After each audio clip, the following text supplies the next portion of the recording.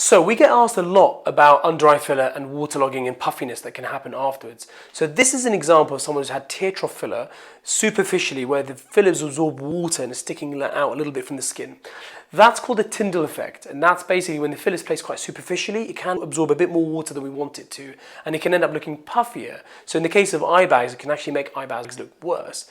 Now the good news is this is actually quite easy to fix. So a very small amount of dissolver placed superficially just where the puffiness is can just gently pad the filler down and bring it nice and smooth depending on the extent of dissolving material applied, and that itself requires a lot of experience.